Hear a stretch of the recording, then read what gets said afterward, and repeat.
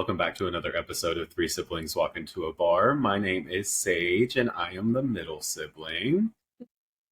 I'm Storm, and I'm the youngest sibling. I'm Deshay, and I'm the oldest sibling. I got really confused because you said middle sibling. I'm like, no, oldest goes first. And then I'm like, wait, but you're not the oldest. I thought you were laughing at my game show host impersonation. Hi, welcome back. This is another episode of Three Siblings Walk Into a Bar. It's okay. I've been watching. How I Met Your Mother. I've been watching that. I love that show. And one of the girls is a newscaster. One of the guys thinks that Bob Barker is his dad. So I've just been like, the announcer voice has just been coming out a lot recently. Have you finished that all the way through before and like you're rewatching it? Yes. The ending. Oh, I know. Pisses me off to no end because that is such a good show. Like so good.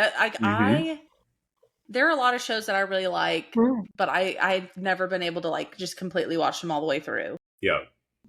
That one, I sat and watched it because it was so good and so funny. And then the ending happened, and I was like, what the did I just watch? I was so pissed. Yeah. The same thing happened the first time I watched Dexter. And I told people not to watch it because of the ending of it. And now apparently they have a new season, so I'm like going back and watching it. Really? Yeah. Apparently there's a new season. But someone said it's still not great, but who knows? Huh. Speaking of How I Met Your Mother, we were at the shop the other day, and I was talking to a client, and he was like 19, 20 maybe. And I said something. Oh, I said, have you met Ted? And he had no idea what I was talking about. And I was like, have you ever seen How I Met Your Mother? He goes, oh, my mom watches that show. And I was like, oh my God. I was like, no, I'm not doing this. I can't do it. It was so bad. Horrible. I felt so old. Your oldest nephew is that age. So. I know. That is so weird to me. It's so weird. I know. It's crazy. I can't do it. See, in my head, I'm still like 24. Yeah, I know. Me too. I don't feel like I should be as old as I am. No, I always think about that. Like literally the other day I was talking to somebody and he had like a suit on and he looked so nice, and he was talking about his fancy job and blah blah blah. And I'm like, God, that's an adult. And then I went and looked up. He's like 2 months older than I am, and I'm like, oh, I'm an adult. Yes. Yeah. I was watching. I'm like an adult. I was watching, obviously, How I Met Your Mother and Dexter, and they're all our age. So I'm watching them, and they're like having full ass careers and like dating all these people as I'm sitting on my bed with my cat, like eating Cheetos. Like, this is something needs to happen here. This is not okay. So look what I found earlier on Facebook. I don't know if this is real, and maybe y'all have seen this. Is this real? Dracula with Keanu Reeves. I love him. Oh my God, I will. And Jenna Ortega. Oh my God, not Jenna Ortega. I also love her too. I do too. Let me Google it. Is it real? I don't know. I need to know because Keanu Reeves was in the first one, right? Yeah. Yeah. So she's gonna play Mina Parker, and he's Count Dracula. I don't know if that was fake. I hope it's not. I hope it's not. It said 2024. I know. It's oh my God. How did they keep that a secret? Dracula, Rise of the Vampire. No. Is I lied. No. Is it fake? Oh man. Wait. Hold on. Everyone calm down. Stop it. Stop screaming. I'm doing something. I haven't heard anything about Dracula recently. Me either. I've been wanting to get a Dracula tattoo, and I showed one of our other artists, and he was like, you could just put that on the back of your head. And I was like, yeah, let's maybe find somewhere else that we can put it before we think about the back of my head. It's the face with like the two wolves that come off the side of it. Like the stone thing and the So I turned it into I drew it into like a tattoo, and it's really fucking cool. But I want it really bad, so I need to stop getting my own drawings and start like posting them for other people to get. Yes. No, it is not true. But they are making a Dracula love story movie, but it will not be with Keanu Reeves or Jenna Ortega. That's some bullshit. It's some bullshit. It better be a good vampire. Beetlejuice. Whatever. Yeah, I know. Whatever. Beetlejuice. You ruined it for us, Beetlejuice. Which is fine. I love Beetlejuice, so I'm like, yeah, let's go. Yes, yeah. I'm stoked for that one. It's going to be so good. And it's so funny because they're so old. I know. Exactly. Like when Beetlejuice comes out, and I'm like, you're dead. You're not supposed to age, but you're old. Exactly. You're an adult now. You're an adult now, Beetlejuice. Yeah. You're an adult now. I was talking to Dad about it, and Dad said that he didn't even want to do the second Beetlejuice. Like, apparently they had to like really talk him into it. Michael Keaton? Why? I don't know. I love him. When I see Michael Keaton, I think Batman. And it's really Batman, the very first Batman. He is Batman. The best Batman. Yes, I love him. Do I think that too? Yeah. I'm trying to think. When I think Batman, who do I think of? Or there's like the George Clooney nipple suit. That him. Yes, for sure. Oh, yeah. I feel like that's who I think of. With Robin? Who is it with Robin? George Is Clooney. That? Yeah. Okay, that's who I think of. Yeah, because that with was Mr. Freeze as Arnold Schwarzenegger. Yeah. Yeah. Uma Thurman. Silverstone, Arnold Schwarzenegger. Yes. Yeah. That's a really good one. That's the one where they put the nipples on the suits. And people freaked out. I can see his nipples. Exactly. Oh my god. So the suit designer said, which one's the one with Catwoman? That's the Tim Burton. Well, that has Michael Keaton in it. Okay. Yeah. That one. So that was Michelle Pfeiffer. She played Catwoman. Yes. Was it Michelle Pfeiffer? Mm-hmm. It was. The very first Catwoman was Michelle Pfeiffer. Yes. Yes. What was the second Catwoman? Halle Berry. Halle Berry? Yeah, shut up. Pretty sure. And then I don't like that one. And then Anne Hathaway. Anne Hathaway. Right. I was like, no, there's someone else, and it's not. Yeah, she's Halle Berry. One, and I think that's the one I remember. Ben Affleck. Yeah, I remember Ben Affleck. Mm-hmm. I don't know. Was it? It was either Ben Affleck or Edward. Vampire. Oh yeah, I haven't even seen it, to be honest with you. Oh yeah, Robert Pattinson. Oh no, wait. Yeah, Robert Pattinson. That was the one with That's with Lenny Kravitz's daughter. Yes. Yeah. Hold on, Maddie just walked in here. Of course. We've spent 10 minutes talking about movies. This is literally just like hanging out with us. This is just how we talk to each other. I mean, you're welcome. Yeah, my ADD has been so bad this past week. It's been crazy. Okay, go lay down. I'll be there in a minute. Imagine. Okay, y'all talk amongst yourselves for another half a minute. I gotta go put my daughter back in bed. Everyone calm down. Of course. It's always everyone calm down. It's always the youngest. They always have something to say. Always. Yep. And Maddie's the only girl too, so I feel like she knows it. The shit out of it. Yes, exactly. Yeah. Yeah. Like when we were at the lake, she was trying to get me to play with something, and then I'd start to play with it, and she'd be like, "No, I'm playing with it," and I'd be like, "Okay," and then she'd try and get me to play with it again. I was like, girl, no, we're not playing this game." She knows exactly. Yeah. What she's doing. Oh yeah. Yeah, that's kids for you. They usually do. We just had to put up new signs in the shop that said we can't have kids in the shop. Yeah. It's so surprising. I would never bring mine anyways. Yeah. It's crazy to me how many people try and bring their kids in there. Like, I understand there's different things that go on. Okay, and, you don't always have childcare and stuff like that. But at the same time, plan around.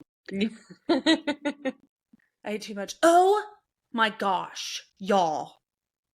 I'm just going to keep making this not start the story. Today, I get a notification from Grayson County saying that there was a daycare, that an incident happened. And I'm reading about this incident, and Madeline's new daycare is in Grayson County. Yeah. So I'm like, holy Tolodi. I'm like reading this incident, and I'm like, what the frick daycare is this? Oh my God, where is this at? And then it finally, at the very end, it says the daycare name. I'm like, that needs to be the first freaking sentence. Yes. Why would that not be? Anyway, so it was not her daycare. But this mom gets a phone call from the daycare at 3:30 and is told that her son fell. Her son is 2. Her son fell. He had an accident, but he's fine. And there's nothing to worry about. So she picks him up about 5. And the teacher's like, I don't know why, but he won't put any weight on his leg. And blah, blah, blah, blah. And so she takes him to the ER. His fucking femur is broken. Oh my God. His femur is broken. And they end up having to take him to Dallas to fix it. And the nurses and the doctors are like, this was not an accident. This was from abuse. And we are calling CPS. Not on her, but like on the daycare. Yeah. We're calling CPS. Oh my God. The Grayson County Sheriff's Department calls her and tells them, like, we are going to charge them with a criminal act. The director and his teacher. They had gotten video from the daycare video camera of the director deleting video footage from the kid's accident, but she did not delete the video footage of her deleting the video footage. Oh my God. So then they come and interview her, and come to find out the teacher grabbed the child and hit him so hard against the changing table, it broke his femur. Oh my God. And I was like, I'm like, the entire time I'm reading this, I'm like, my heart is pounding. Cause it didn't say what fucking daycare it was. Right. And so I'm like, my heart is pounding. I'm like about to just leave and go pick her up. Like, I'm like, I have no fucking clue where this is at. Thank God it wasn't her daycare. But I'm like, oh my God. I was so scared. I'm like, holy shit. And I'm like, I wish I had somebody to watch my kids so I didn't have to leave them at daycares. I'm like, I hate this. That's terrifying. I know. It's so scary. And I'm like, and I'm thinking, because like I used to work at daycares, and I'm like, it is not for the faint of heart. It really is not. Right. And bless all of them. But I'm like, I have been frustrated to a T, and I can think of kids that I really did not like, but I would never have touched a hair on their head. No. Yeah. Oh, let alone hit them hard enough that their femur broke. That is the hardest bone in your body to break. Exactly. That means that had to have hit so hard. I can't. I was so pissed, and I wanted to go I was telling the girls at work about it because I was freaking out about it after I read it. And one of the girls was like, well, I hope they're going to break both of their femurs because that's what they deserve. And I was like, well, I'm with you. I hope they do because that's insane. It's absurd. I can't. I totally forgot about it. I blocked it out of my memory until you started talking about childcare, and then it made me think of it. And now I'm itchy again, and my heart is pounding, and I want to hit somebody. I'm like, oh my God. This is another reason why I couldn't have children. Terrifying. I couldn't do it. I would go find somebody. I couldn't do it. It's like all the like emotions with that, because I'm like, you are trusting people with like your most precious asset. Right. And 1, they break your trust, which is horrible. 2, then you have to think about how horrible you feel because you left your child in that situation. Right. And 3, then that child's going to have a hard time trusting anybody because that person that was supposed to be there to take care of them just hurt them that bad. Yeah. So then you can put a bunch of issues on that. Okay, I'm going to calm down. That's one reason why we haven't put Sammy in anything yet. Like, the ideal thing is like a Mother's Day out thing, like a couple days a week, whatever, you know, for him to get some more interaction with kids. But his talking, like we want him to be able to communicate with us, like what happened today, like, you know, if he needed to tell us anything. Yeah. So we're fixing that before we even think about the other thing. Exactly. It's not fun. It's hard. Yeah. I hate it. Mm-hmm. I know. And I literally, it's because one of the girls that I work with is pregnant, and, you know, she's been like so distraught. You know, she was single for a long time, and she worked really hard to like get her career where it was. And she bought her own house, and she, you know, she's always done all this and that. And then she got married to somebody that makes a lot more money than she does and could very easily take care of her and stuff. Anyway, so it was just this whole like, I don't know if I want to stay home. I don't know if I want to go back to work. I just don't know. Like it wouldn't be a problem if I stayed home. And she's like, but then I wouldn't be contributing and blah, blah, blah, blah. And I looked at her and I was like, if there was one thing that I wish more than anything else was that I could stay at home with my kids. And I'm like, you have no idea how hard it is to have to go to work all day and then come home, be exhausted from working, and then be upset because you only have like maybe 2 to 3 hours with your kid before you got to put him to bed. And then you got to wake up in the morning and do it all over again. And I'm like, even if you only worked a couple days a week or something, like stay home with your kid if you can. It will, if you have the opportunity, will not regret it. You will not regret it at all. Just do it. It'll drive you insane sometimes. Yes. But so does going to work and then coming home too anyway. Exactly. So it's not like you're, you know. Yeah, it's a big blessing for sure to be able to do that. Anyway, now that I've bummed us out, do you want to bum us out some more with the horrible This story is not okay. So, oh God. Do we need to watch some Coco Melon before we start, or? I think so. Yes. Someone say a funny. Oh, I did hear a funny joke. Do you want to hear it before we start? Absolutely. Only if it's I heard it on TikTok. It's not. I mean, I guess it could be. Why was the Avon lady walking funny? Because of her lipstick. Oh my God. It makes me. Oh. Every time I think of Avon, I think of Edward Scissorhands. Oh yeah. Every single time. I hated that. Was a dad joke. It was a good. It was just an inappropriate dad joke. Yeah. Exactly. Yeah, very much so. Yeah. I remember when I heard it, I had the same reaction of you because I was like, "That's not fun." Oh, now I get it. Yeah, now it's funny.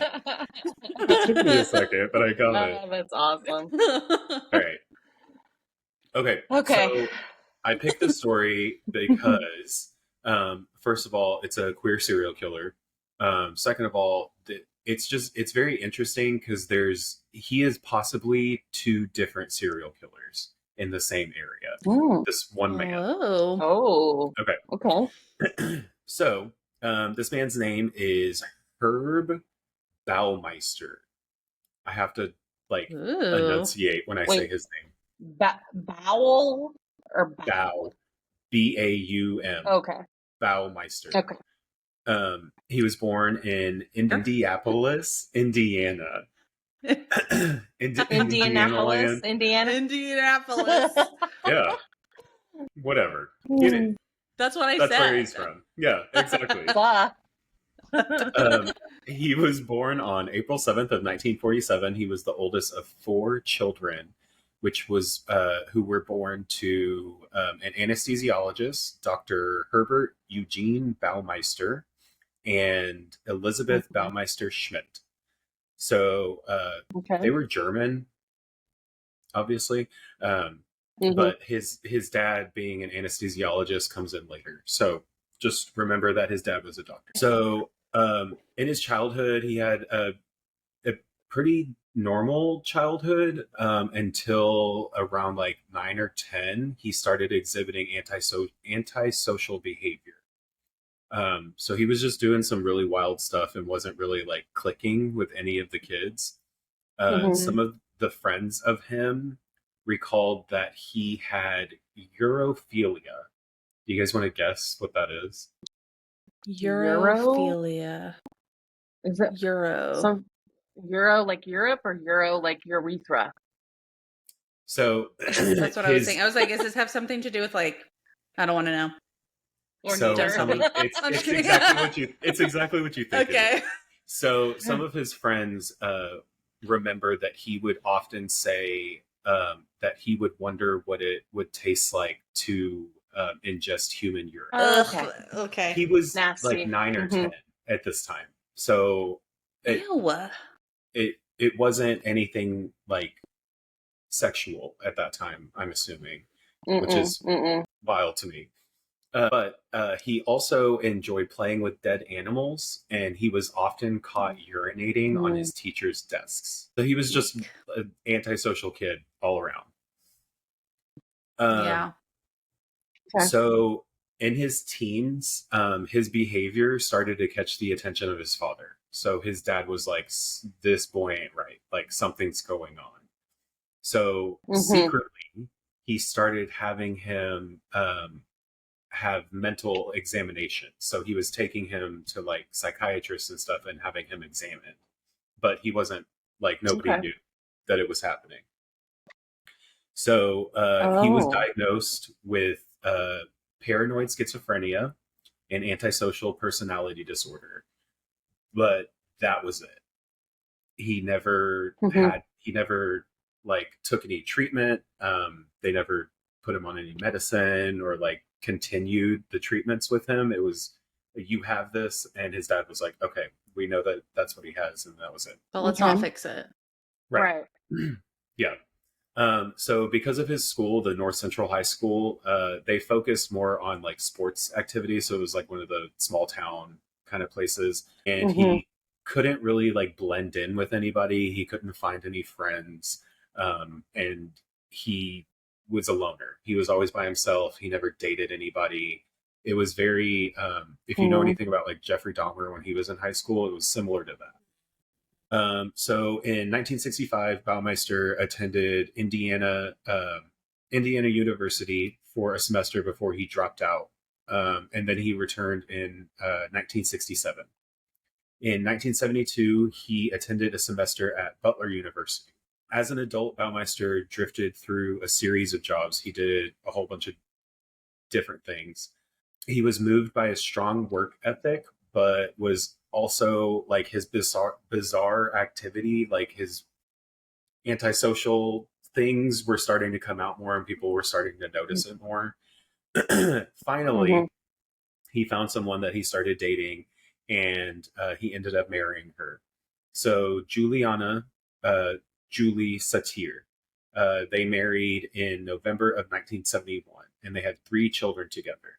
So Satir later said that they had been sexually intimate 6 times in the over 25 years that they were married, and she had never seen her husband completely nude. Wow. What? So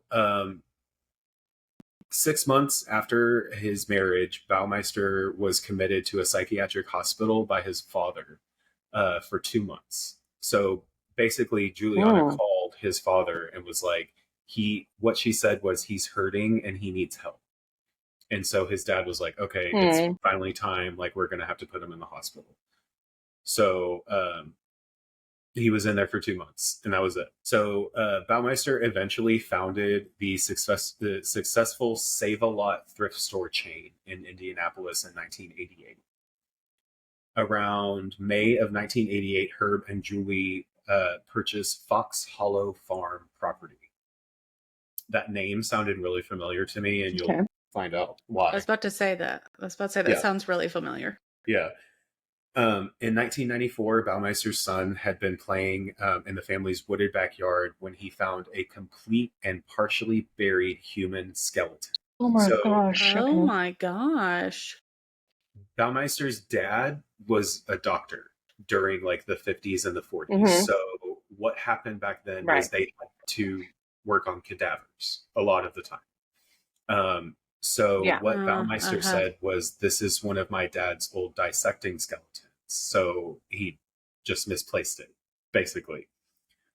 So they ended up storing it in the garage, and then he buried it in the garden later. Yeah. So, also, how old was this kid? His son. When he found this girl? Yeah. Oh, I don't know. It was in 1994. So he was probably like an early teen. Because I'm like, if any of my kids had found a skeleton in the backyard and I told them that, they would immediately have gone to school and told all their friends. Exactly. They would be like, "Oh my God, guess what I found in my backyard?" Like, it would not be a secret whatsoever. Yeah, kids talk back then. That's They did? Definitely. Thanks, Dad. All right. So, have you guys ever heard of the I-70 strangler? I feel like every highway has a strangler.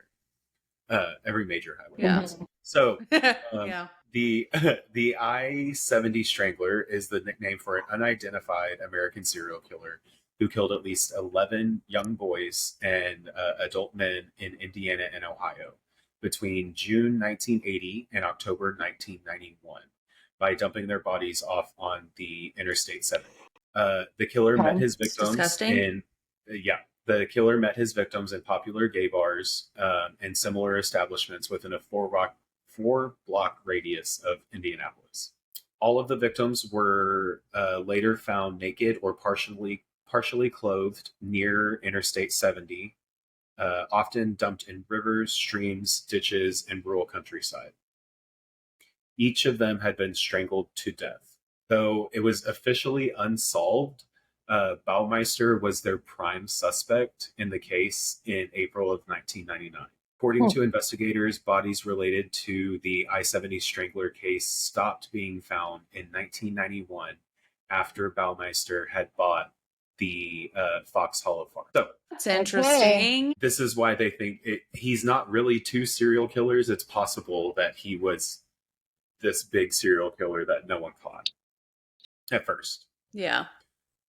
So there's a long list of his victims, basically. So the body of 15-year-old Michael Sean Petrie was discovered naked in rural Hamilton County, Indiana, in June 16th of 1980. Despite his young age, he was a male prostitute and spent a lot of his times in the gay bars in Indianapolis. That's crazy. 15. That's terrifying. He was reported missing on June 7th, but 3 days later, he was observed in different parts of the city riding around in a stranger's car. The cause of death was established as strangulation, and there was no trace of alcohol or drugs found in his blood. The topless corpse of Maurice Allen Taylor, 22 years old, was found on July 21st of 1982 in Weasel Creek of rural Hamilton County, Indiana. While his cause of death was not sufficiently established, law enforcement say that he was strangled as well. He was a vagrant, and he lived in a boiler room in an apartment complex in downtown Indianapolis around where the gay bars were. Lloyd Lee Baker was 14 years old, and he was found semi-nude near a river in Hamilton County, Indiana on October 3rd of 1982. While investigating his death, authorities located witnesses who stated that Baker had been seen on the evening of October 2nd in downtown Indianapolis boarding a blue van driven by a young white man with a bushy mustache. The boy's parents told police that he had been riding his bike near the city center the night of his disappearance, and they got a call from him around 10:30 p.m. and he was calling to tell them that he was going to the movies and that he wouldn't be home. So what actually happened was he went cruising around the gay bars and was never seen again after that. So sad. Michael Andrew Mick Riley was 22 years old and disappeared on May 28th of 1983 while visiting the Vogue Theater, a popular gay nightclub in Indianapolis. He was last seen with an unidentified man that basically they were seen leaving the bar together, and no one knew who it was. So in February of 1998, an Indianapolis resident contacted police and claimed that Baumeister was the man that they had seen leaving the Vogue Theater with Riley. Riley's nude body was found in a ditch in Hannett County, just southeast of Greenfield, on June 5th. The autopsy determined that he was also strangled, and the perpetrator was using a towel to strangle him. Oh, God. Eric Allen Rodiger was 17 years old and vanished on May 7th of 1985.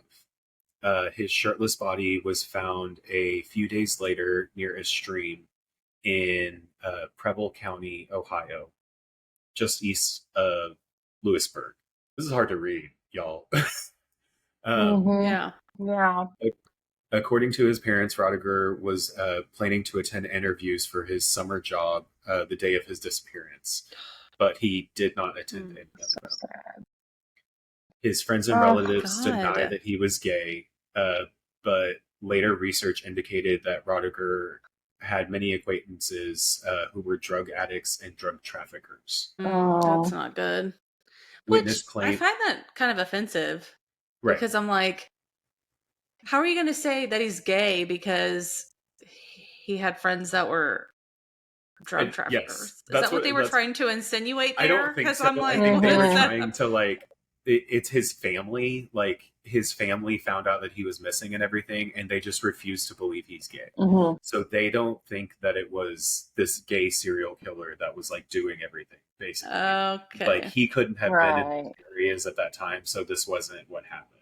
So they just can't get it through their head that their son was They can't accept it. Okay. Yeah. Right. Yeah. Witnesses claimed that they had seen Eric at the bus stop in the early morning of March 7th, but he was waiting on the bus and he accepted a ride from a passing car. Don't do that. No.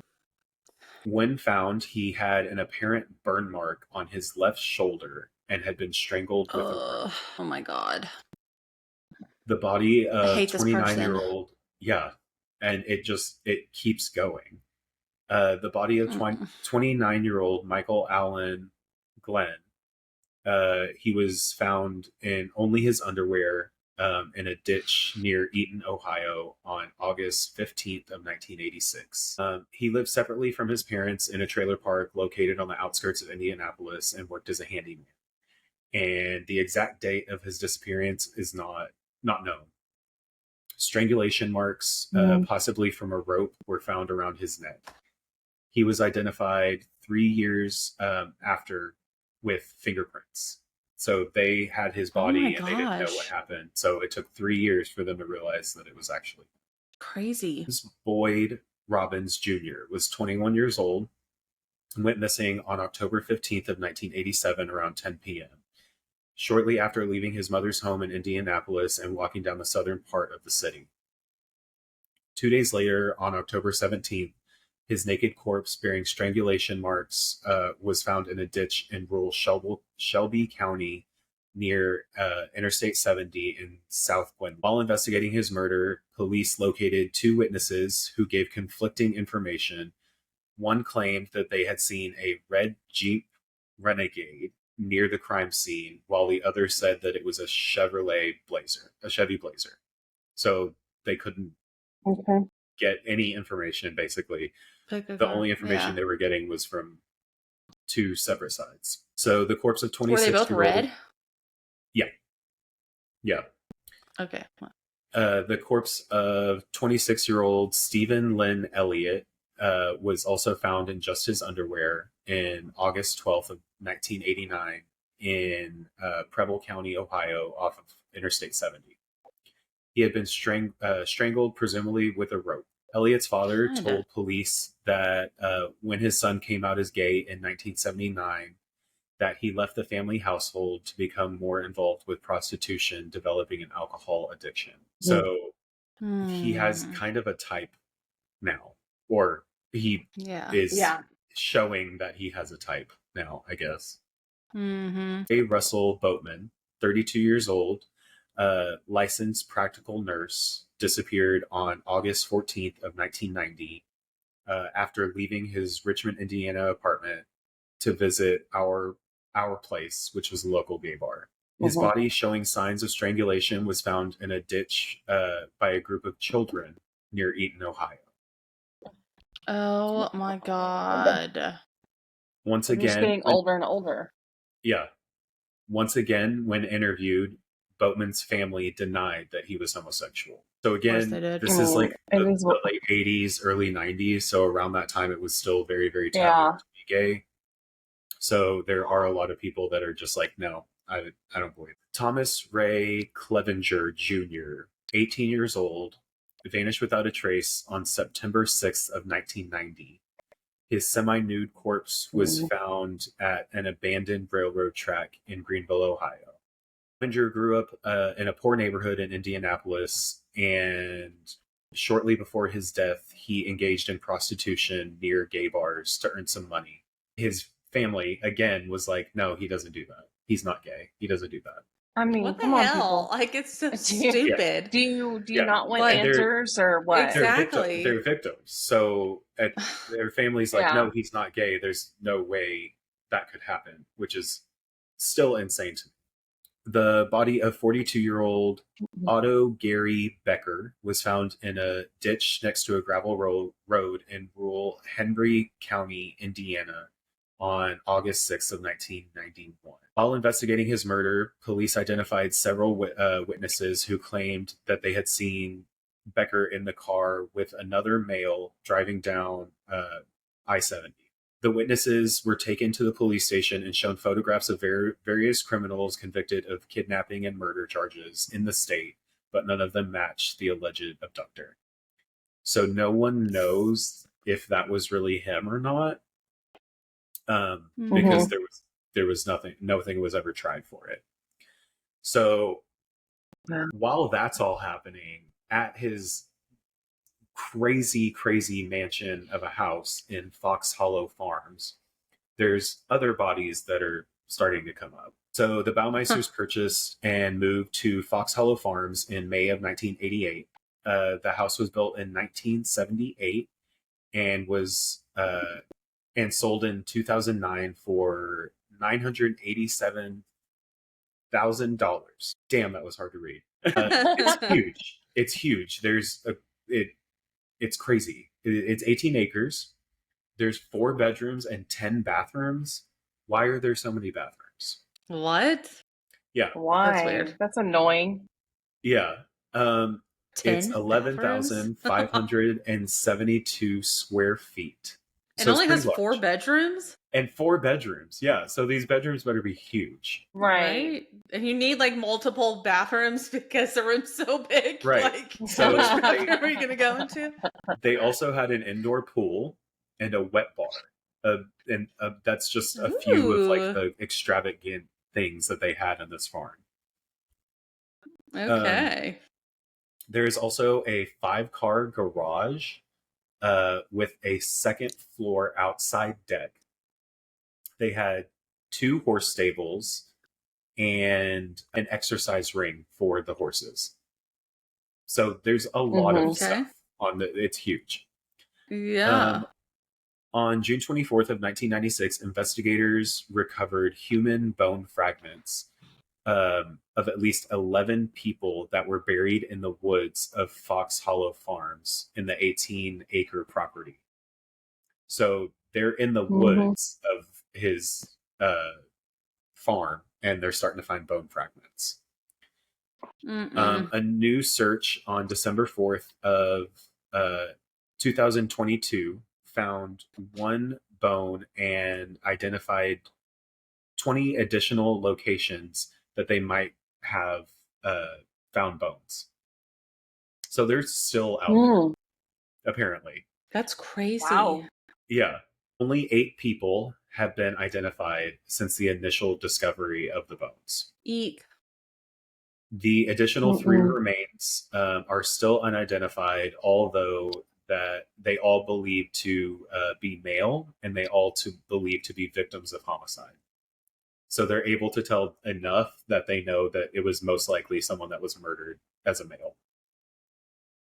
Yeah. Hamilton County Coroner's Office have appealed to the public requesting that anyone missing family members from the mid 1980s to the mid 1990s in Indianapolis to have a complete DNA test done. So they're still trying to make sure that they can figure out who these people are. As of January 2024, forensic experts continue working on the efforts to identify nearly 10,000 human remains recovered from Fox Hollow Farm. Oh my God. 10,000? 10,000. Like pieces of bodies. Oh my God. Yeah. Yeah. So it's bone fragments and it's the woods. So literally anything could have happened, but they have enough information to know that something wasn't right. Yeah. So these are the ones that they have identified.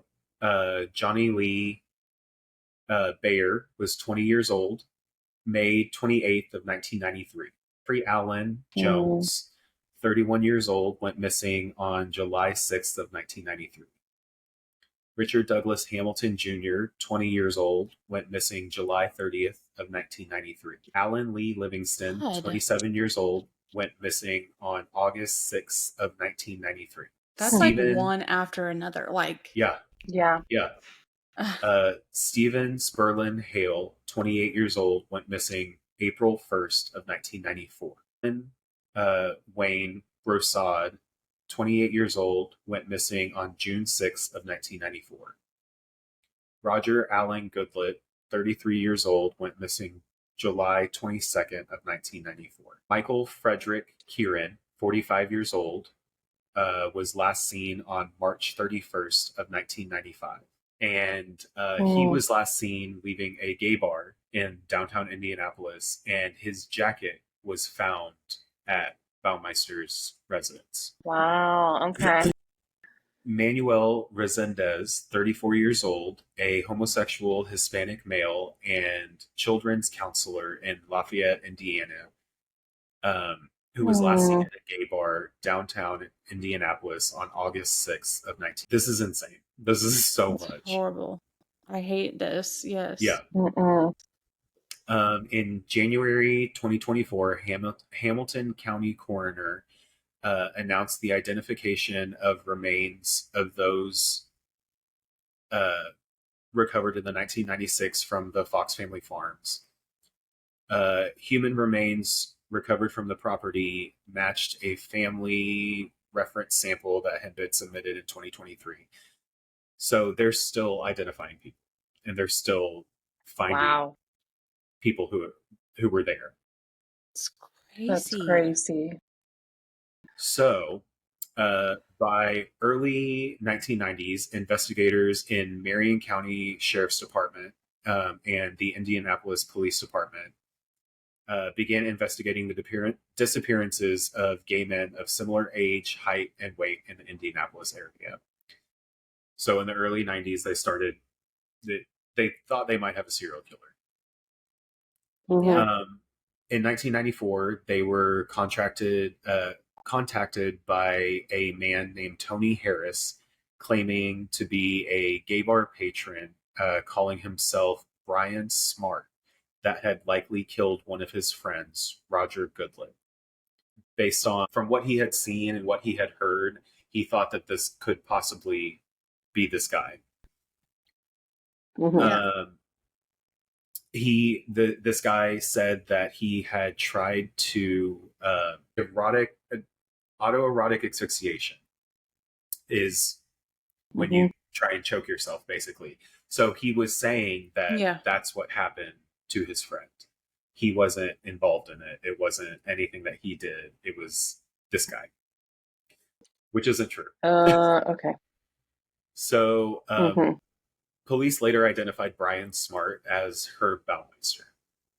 So he is this guy that has been giving a fake name and trying to lure these people out of this bar. Investigators approached Baumeister and told him that he was a suspect in these disappearances and asked if they could search his house. Both Baumeister and his wife, Julie, refused to allow the search of their property.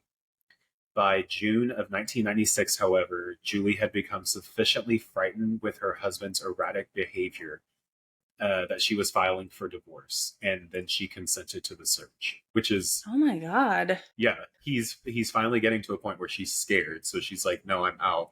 Also, you can search the house. Yeah. The search of the estate was conducted while Baumeister was on vacation, so he wasn't even there. He wasn't able to say anything or do anything.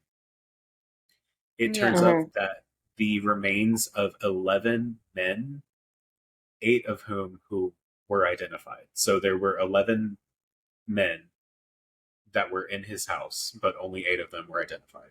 Remains of with a warrant of his arrest, Baumeister fled to Ontario, where he committed suicide in a park. He shot himself with a handgun. He left a 3-page suicide note on yellow legal paper. He regretted messing up the park, was what he wrote. He felt so badly about his broken marriage and his failing business. There is no mention of any of the victims in his note. He didn't take oh my God responsibility. No accountability for it. He discovered items on his trip, including his intention to kill himself in a different place. So that wasn't the first place that he was going to do it. That's just the easiest place, I guess.